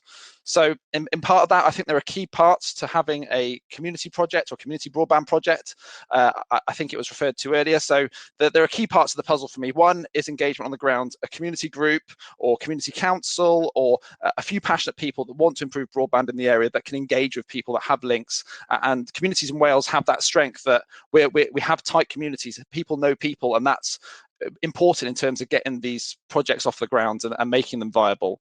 And then also having, you know, your community council or your town council on board, either actively involved or endorsing the project, I think is really important. And also having the county council on board as well, because they have contacts and they will have a level of involvement then as well. I think they're really important, and I can help facilitate that. So I can help, you know, if the project group hasn't already formed, it's introducing people and engaging the right people and making sure that everybody that should be involved and can be involved and wants to be involved is involved. Then a really important one for me is project scoping. So I've had some really good sessions in the last few weeks with different suppliers. But I should say, when I joined Powys, I always thought, oh, BT and Openreach, they're suppliers of the broadband nationally. But obviously, there's lots of altnets, and I'll talk about them a little bit more in a little bit. But project scoping, I sat with an altnet the other day on 2 separate occasions, and they literally brought up a map and said to the community, where do you want this project to go? What scope do you want? We've got this idea. Tell us what you want. And that was really, really refreshing to see. And my part in that is to make sure that the scope, you know, doesn't miss out, is maximized in essence. And in doing that, you know, making sure that if we have got inquiries in the area that I've mapped, that we try and include those properties as well in those areas around. And then another big one, and a really big one, is community engagement, is making sure that we have ideas on how we engage the communities, and making sure that these projects are available and all demographics have the opportunity to apply. Because some people would say, oh, the older generation, that you know, that they might not want this, but actually that they probably need it the most. They're the ones that could be isolated. They're the ones that haven't, you know, due to COVID, spoke or seen their grandchildren for 12 months, for example. So it's about making sure that everybody gets the chance or an opportunity to be part of these projects, and to make sure that it's how people understand how it's relevant to them, and what this technology will mean to them. Because for my generation or my kids' generation, who have been brought up around technology, and they've got a PlayStation and they've got 2 computers in the house, and they've all got mobile phones, we know what happens when that buffering circle comes up on the screen, and we're like, oh, here we go again. So, but it's about making it relevant to every generation. And then the different technologies available, so helping people understand what the technologies are. So in terms of, you know, as mentioned earlier, you've got obviously fiber to the premises, fiber to the cabinet, you've got multiple wireless technologies, microwave, 4G, obviously Starlink is one of the newer technologies out there. Granted, it is satellite, but they have big ambitions to make a huge satellite rollout over the next 5 years. And then supplier engagement, because, you know, on a lot of occasions, some of these communities have had groups formed for a very long time in some cases, and others haven't, and they've been trying to get things going, and they've been trying to follow a certain avenue with a certain supplier, and it hasn't worked out. So it's actually making people aware that there are other suppliers out there. There are other suppliers that can supply that fiber to the premises, that can supply that wireless connection that they've been looking at, and to make people aware that there are other options on the table, and to facilitate an introduction in some cases, and set up those meetings where the community or the project team can sit and talk with that supplier. And one thing that's been really refreshing is to see so many altnets willing to engage, openly engage with communities, come and present, pitch their ideas, and want to work for that community, want to connect that community. And that's a really refreshing thing to see. And I would say that to a lot of people, is there are suppliers out there that, no matter how rural the area is, will find a way of doing it.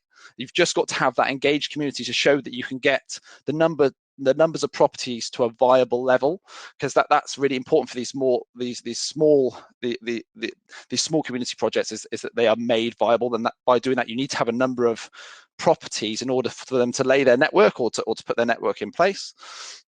And then barrier busting is another one. So overcoming hurdles when it comes to planning. We've got our own barrier busting team for broadband within Powys County Council. So helping to overcome those hurdles when it comes to planning or general issues. And I should say, as part of that, we have the barrier busting team with Welsh Assembly Government, with all of my counterparts in, and also we have an engagement team with Welsh Assembly Government with all of my counterparts in, which really helps in terms of an open flow of information and in terms of sharing ideas and really making progress. So that's some of the different things that I've done to assist communities to date.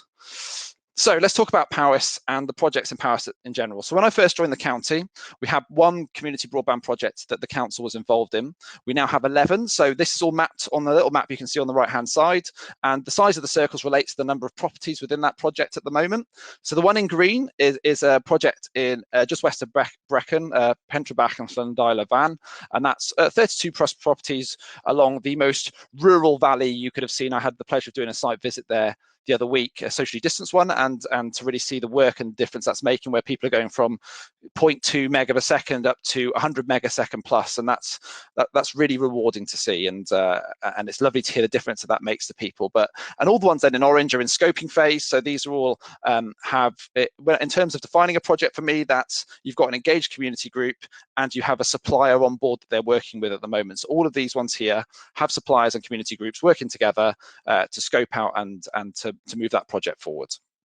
So the project sizes range from 32 properties all the way up to 248, and I should emphasize that continues to grow as more people register interest in wanting to be connected as part of the scheme. The numbers continue to grow, and even when, for example, Pentrabach and Llandail Van, that's added another 3 properties since I did this presentation, because when boots hit the ground and the vans start to appear and people are talking in the community about how fast their connection's gone up, suddenly more people want to get involved. So the numbers tend to go up once connection happens as well. And the technologies that are currently being used amongst these projects, fiber to the premises, you've got microwave and you've got 4G are a different mixture. And what the nice thing about some of these altnets is they love using alternative technology. You'll have 98% connected with fiber to the premises, but there might be a farm across the river on top of a hill, and I'll think, well, actually, we'll microwave link that out. So it's nice to see the innovative mix of technologies that they use. And I said, yeah, multiple suppliers. So we've got, there's a few of these being connected through the community fiber partnership schemes. Then we've got other different suppliers that are also making these connections as well. And the key thing is that all these project groups, which is something that I try and instigate, is that you've got the community members, you've got local councillors, and you've got county councillors. I really think that mix is really key in terms of all levels of support and endorsement. Right, so I'm going to talk about one particular project. So this was the first project that I joined and started assisting with. So there's a map on the left-hand side. It was hard to draw a big circle around this, but it's pretty much north to south of the map. So you're running from the Elan Valley village, which is just in the top left-hand corner of your screen, and it's running all the way down to the south where you can see Llanafn Fawr. So that's roughly about 7.5 miles over really rural area. There's no real built-up areas. To give you an idea of where this is, just off the map to the right-hand side, you've got Newbridge on Wye, and just off the map to the north, you've got Rhyder, and just off to the south, you've got Bilth Wells. So it's a really rural area, spread over miles. It's about 4 miles across from east to west. So it's heavily rural, very spread out, and missed off of missed of any fibre rollout to date. So a community group got together. These are for people that are interested in the community. They're not part of a community council or anything like that. They got together in Llanafn Fawr initially, and they started to build interest. They actually went through 3 different suppliers before they chose their final supplier, who's a company called Broadway Partners. And in essence, what they did is they started to engage the area. And then just to the north, you can see Llanwrthel, just towards the north of the map. They heard about this, and the communities across the borders were whispering to each other, have you heard about this? What's going on? And Llanwrthel wanted to get in on this. So Llanafn Fawr, after meeting with a few interested people from Llanwrthel, joined together. And this was instigated with the county council, who helped kind of bring the 2 groups together and form a project group covering the whole area. So this area suddenly went from, to quote the Spice Girls, went went from one, and two became one, and now we've got one large project with the ability to potentially influence 447 properties. It's currently it was 148 at last count, but I believe that's 157 now. So it continues to grow as they register interest, and the financing they've been using for this is the rural gigabit voucher scheme, topped up by the Welsh Government, which has been a bit of a game changer in Wales for these kind of communities to close that viability gap and to make these projects viable. And in terms of the level of engagement, different suppliers do it different ways, but this project has a weekly meeting. So they have a weekly meeting on a Monday evening with the supplier, and they talk through things like terms and conditions and everything else. There's so much detail that goes on, talking about numbers, talking about reaching different people. And in terms of my input from the council, so we trialed something where I overlaid the PRP, which is the project list of postcodes. I overlaid it with our social housing list, and we actually made an effort from the council's point of view to contact everybody, that every social property tenant within this area, to make sure they had the opportunity to be included and just to make them aware of it. And there are two benefits to that. Obviously, that the tenant has the opportunity to have the faster fibre to the premises speed, and also it means that our social premises property is connected with fibre to the premises for any future tenants that move in as well. So there's a double benefit in doing that, and that's something we're going to overlay into all of our other projects as they go live. So that's a little bit of background there, but the community councils aren't actively involved in this. They've endorsed the projects and they sign letters and put their names to certain things, but the project group, with the assistance of the county council, are very much running this along with the supplier Broadway partners. So what could I do? So what I can't speak for my counterparts because I don't want to drop them in it and say yes they would do this, but I know that they have the same aim as myself, and that is to see people connected. So what can I do in supporting people with local broadband fund applications? Well, we just submitted one. So on January the 28th, one of the first large piece of work I was given was to compile an application for the local broadband fund, which we submitted, and we have our fingers crossed as to the success of that. And that was a really ambitious application where we covered 5 separate aspects, which required for us a lot of information gathering and to make sure that what we were putting forward for us was viable and can make a difference to the people within Powys.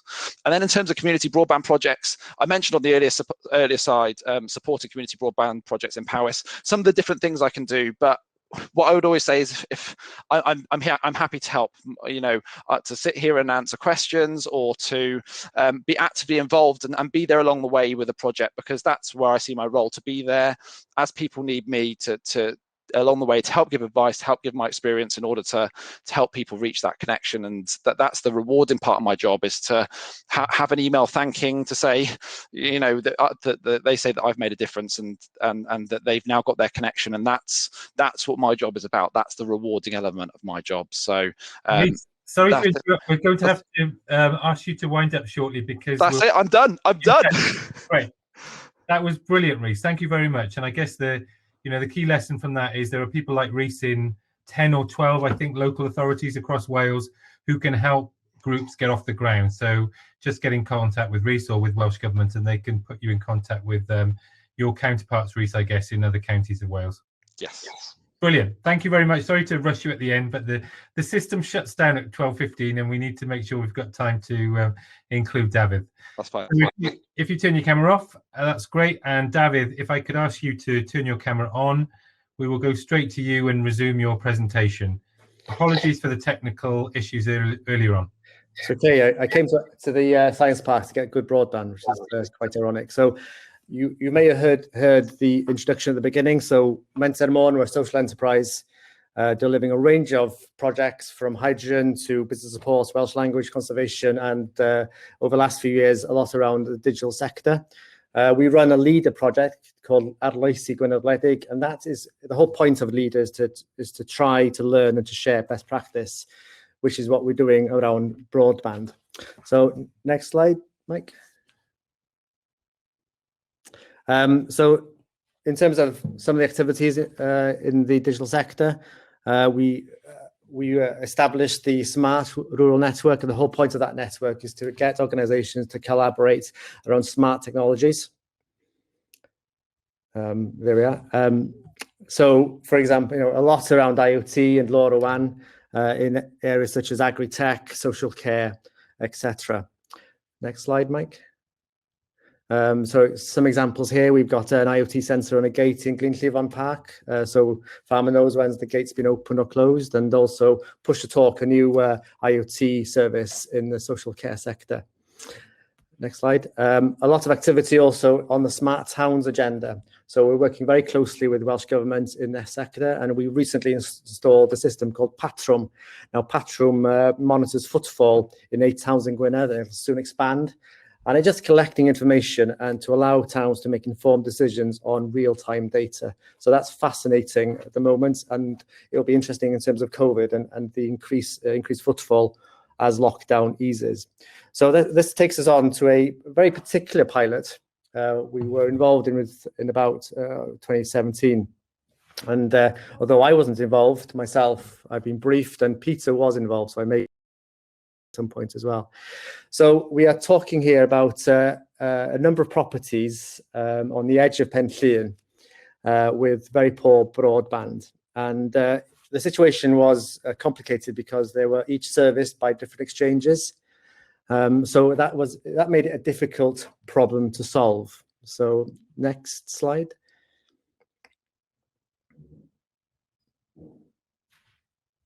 So the solution was to connect 4 farms which had poor connectivity with one farm that had fibre to the property using a Wi-Fi link. So if we go on to the next slide. So this is the mothership, if you like. So this is Fferm Bryn Mawr. So Fferm Bryn Mawr was lucky to have fibre to the property. So they had excellent broadband. So we fitted a Wi-Fi router to the building, and we go on to the next slide. You'll see the particular router. It's an external router feeding a 5 gigahertz, 120-degree bridge and antenna. I'm not sure what that means, but I presume that it means that we threw the broadband, the Wi-Fi, over to the next farm. And the next farm is Fferm Tu Hwnt i'r Bont. No, sorry, it's Fferm Bryn Mawr. I'll get confused with my farms here, but this hop was 3.1 kilometers, and it was a line of sight. So it took the Wi-Fi 3.1 kilometers to the next farm. And go on to the next slide. And this is Fferm Tu Hwnt i'r Mynydd. So they then received the Wi-Fi, and then it was bounced from there to the next site.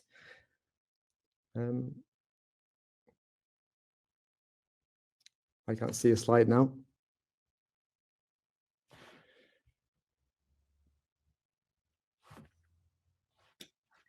David, that seems sort of all I had with the slides from your presentation. It finished on that one. Well, that's okay. That's a bit of a shame, but because all the slides were in the deck in Dropbox, so yeah, technology isn't being favourable to us today. But I don't think there's any need to see the rest of the slides, because basically I'm taking people on a journey. So you have 4 properties linked to that one initial farm. So you had the initial link was a 3.1 line of sight Wi-Fi link from one farm to the next, and then you had another 3 farms then linked from that initial farm. So I think the next jump was 1.5 kilometers, and there were farms within a couple of 100 meters then of those farmers as well. So this was up and running in 2017, and they are receiving sufficient broadband for their everyday activities. I don't think it's gigabyte territory. And one of the last slides I have, which I can share, was the costs. So the total cost for the infrastructure and installation was £4,500. So we Leader paid for that, and also we prepared a toolkit. So again, going back to the point of Leader is that we deploy, we learn, and we share. So I can share that information. So it was a fairly, I think sometimes we get too caught up in getting things perfect. I think in 2017, this was a practical solution that helped those 4 or 5 properties out and provided them with broadband. So sorry about the last few slides. I'm not sure where they've gone, but he's there as well. Yeah. What we'll do, we'll share your presentation with all the registered attendees afterwards, David. I think that's the best thing to do with your email address if people want to contact you direct. Yeah. Brilliant. Thank you very much, David. And sorry about the technical issues. They weren't on our side today, were they? No. But we got there in the end, and we can, as Mike said, we can share your presentation with people that want to receive it afterwards. Can I ask all the speakers then to turn their cameras on and come back onto the stage, and we'll do a final Q&A. As I mentioned, the system will automatically close at 12:15. So if I rush you, that's because we just need to make sure we finish the presentation and the questions before 12:15. You might want to put your microphones on mute until I come to you, if that's okay, because I'm getting a bit of feedback from someone. I think it was Viv, actually. Went off then when you put yours off, Viv. Sorry to name and shame. I think it was yours. Great. And Peter, are you there too? I think you were going to come and join us too. There we are. Great. We've got the whole panel. Right, so we've got 10 minutes or so for questions. Let me just have a look to see what questions we've got. Right, we've got a question for Rhys from Ellis. Rhys, if your bid for funding for the Llanafon Fawr project succeeds, what kind of costs will be incurred by your 148 registered members, and will ongoing costs be subsidised for them? So to answer that question, our funding bid isn't directly related to that project. We're trying to support gaps where projects are unable to meet that funding. So the Llanafon Fawr Llanwrthol project, the funding at the moment is covered by the rural gigabit voucher with the Welsh top-up. So had that not been the top-up not been there, the project wouldn't have been viable, but it's completely covering the cost of the project at present. But our funding bit directly relates to closing gaps. So there are other examples of projects around Powys where we have funding gaps, and we're looking to make the difference there, whether it be to help fund self-dig options or to find out where that gap is and how we can help plug it, in essence. Great, thank you. Rhys, while you've got the microphone, I guess this is a challenging situation for some community groups to, take forward a scheme, lots to do. Which counties have people like you to help, and where counties don't have that, where can people go for help? Well, that's a really hard one to answer. I don't want to miss anybody off. is the key one. But I have counterparts in a lot. To highlight a few, I've seen them in the group today: Pembrokeshire, Monmouthshire, Ceredigion, Carmarthenshire, Cardiff, Swansea, Wrexham, areas in North Powys. North Wales, should I say? So there's a lot of areas. Welsh Assembly Government will have a list of that, and there is a few that are actually listed on the Local Broadband Fund page on the Welsh Assembly Government's website under Local Broadband Fund. There's a list of about 10 counties on there that they've listed as having links to representatives or web pages as well. Brilliant. Sorry to put you on the spot there, but that's okay. You can get the list. David, can I come to you? I mean, with communities in your patch, you're an agency supporting community groups in the area. Do you know of other agencies or CVCs and others doing work like you in their areas that can help groups get things off the ground? We're pretty much leading on this ourselves. We work closely, obviously, with Gwynedd Council and Anglesey County Council. And we work with local groups. Obviously, as been mentioned previously, you've got some communities which are more engaged than others. And we have prioritised something like 6 communities in Gwynedd, about 3 in Anglesey. But it's I think at the moment it's us and a very local area groups pushing forward the agenda. Right, Rhys. Well, I've got another question for you actually. Are ongoing costs for individuals covered as well, or is it just the capital costs? So the only thing individuals have to pay is their broadband contract. So when the scheme completes, they pay a 12-month contract, at which point they're then free to go wherever they want. In terms of ongoing costs, the network is run as any network such as Openreach is run. So all costs are then covered by the supplier, which in this case is Broadway Partners. So they maintain and fix any problems with the network and treat the network as their own in essence. Great, thank you, Rhys. This one's for you, Viv and Peter. Darren's asking, can they have access to help with the application for funding when it opens? What kind of help are you able to provide with the application process?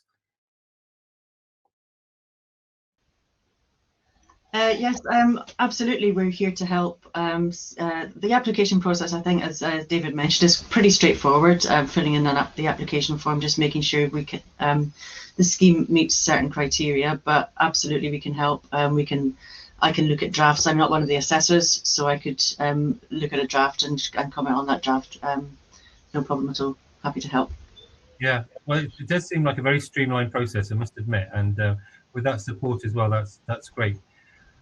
Before we end, I've got a question perhaps for David and Neil in particular. I mean, this is, how much work is this? What kind of level of skills do people need to take forward such schemes? What's your experience? Is it about perseverance or knowledge and skills, or what's your answer to that? Do you want to go first, Neil? Sure. I mean, my background before photography was telecoms. So I do have a degree of technical knowledge, but in terms of the solution that 4G offers, I don't really think there is any detailed technical knowledge required. It's a small little device that can be pre-purchased over the internet. It can be attached to the house, so there's some DIY skills required in terms of being able to establish where best 4G connection is.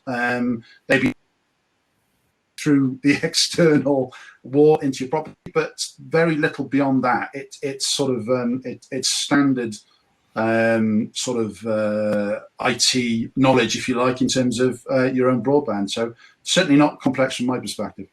Yeah, thank you, Neil. David, it was a bit different for you, much bigger scheme. Yeah, it's a much bigger scheme and a lot of different facets and different skills to bring together. So you've got fibre splicing, trenching, fibre blowing, IT, but we managed to source all of that within our community. And where available, if anybody else wants to do this across Wales, I'm more than happy to help them and show them the way. Oh, that's a nice way to end, David, actually, because I think that, there's nothing better than having someone who's been there to give you some words of advice and encouragement about your experiences and, where you went wrong and what you might do differently. So thank you very much. Well, can I thank you to all of you for your contributions, and thank you for taking the time today and for helping us with this event. We will share the recording far and wide, and hopefully others who weren't able to make it today will be able to access that and also be encouraged to take forward projects. And before we end, though, Viv, do you want to say any final remarks? Get myself off mute. There we are. Just struggling getting myself off mute. Nothing really. Just we really want to work with you. We think this is a really exciting opportunity. We want to help these communities that don't have access to fast broadband. We have a team in Welsh Government, Peter being one of them, who is very helpful out with various communities to talk to them and offer advice, etc. So no, it's just really to thank everyone for attending and to thank the Wales Co-op for organising the event. I think it's been really interesting. Brilliant, thank you, Viv. And if by magic we get a warning saying in 2 minutes it's all going to close down, so we just about wrapped it up on time. Thank you to everyone for coming along. Thank you in particular to our speakers for your time and sharing your knowledge and expertise. And good luck to everyone who's thinking about taking forward an application. It really looks like a good process and something worth pursuing. Brilliant. See you all soon. Thank you.